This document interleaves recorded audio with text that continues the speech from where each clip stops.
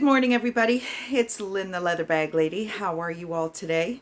It is Monday morning, and it's a beautiful morning. Leather bag lady weather report. It's supposed to thunder and lightning this afternoon, but as of right now, it is absolutely gorgeous, and it was a beautiful weekend. I didn't go anywhere. I didn't do anything. Friday, I went to my nephew's hockey game. They lost. And then I went to Little Rosie's on Friday, and I went Saturday as well, because the weekends I'm finding are really long, being here all by myself. So it's, yeah, kind of sucky. But anyway, today's bag. Now, I actually have quoted often from stories that come up on my Facebook feed or just in my regular phone feed. So you can imagine my glee when I saw a story pop up that says, bye-bye crossbody bags, shoulder bags are back in. And I've said this many times, crossbody bags are not my favorite thing. I have a large chest. I do not need a strap going between the girls to make them poke you in the eye even more than they already do. Mind you, they're not poking anybody in the eye anymore. They're poking people in the knees. Life of being 50 something, life of being 50 something. But yes, I think there's always going to be a segment of the marketplace that enjoys a hands-free, secure situation, and that's probably going to be more of the older marketplace. But where was I? I was in IKEA last week or the week before, and there was this young girl with a 1990s Y2K little short shoulder bag, little hobo style, and I'm like, bitches, it's back. So with that in mind, again, I've been going through some of the bags that I have in storage, thinking they're for my .com, and actually quite a few of them are vintage. So today's bag is a great little on-trend pebbled leather, kind of beigey, creamy colored, short shoulder. I love these bags. Love them. Now, I'm still hands-free, and I have the shittiest shoulders ever. Like nothing stays on my shoulder, which is why I need it so close to my armpit so that it'll keep it up there. But this little bag is so cute. So I have done 2 measurements for the size. I've done from here to here, the base. Pauline, I learned my lesson. I learn it every time I take a measurement. I think of you. And then I've measured it at the widest point as well. So I think this is 7.5 and this is 14. And it's 7.5 from here to here, and the strap drop is 7.5 as well if the bag is flat. If it's like this, then it's quite a bit longer than that. But it is such a cute little bag. These little decorative elements are just that. They serve no purpose. Inside, there's no foam pouch other than this slip pocket. So I'm dating it 90s, like late 90s, early 2000s. And there's your Danier banner. And there is a little, I don't know what it is. I think it's just a little bit of glue transfer right here, but nothing of any significance inside.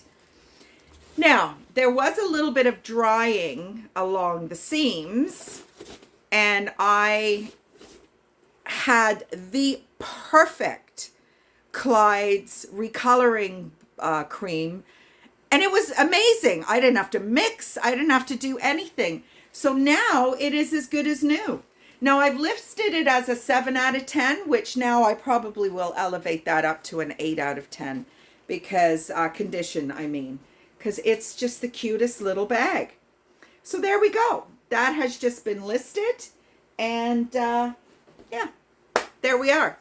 So yeah, cold sore. It's not a cold sore. It's I did a little bit of research on it because I do suffer from these. And it's, nobody likes to read that it's freaking herpes. I mean, come on. So I'm thinking, well, how would I have gotten that? It's hereditary. My mom gets cold sores when she's run down. My sister gets them when she's run down. I normally get them when I'm run down. But there are other reasons. Extreme cold, extreme heat, which I think this might be either a heat cold sore or hormones. Menopause kicking me in the head yet again. So this is the third one I've had in maybe 2 months. And they're usually I get them here. I got one up here. I got one here. What's going on? Fucking menopause. I'm sorry, but enough already. Enough already. But it's actually not that bad. I've been using this product, Bio Oil. I've had this for like 18 years, this little container. And I use it when I'm a bit of a nail picker and I get hangnails. I don't know if you can, yeah.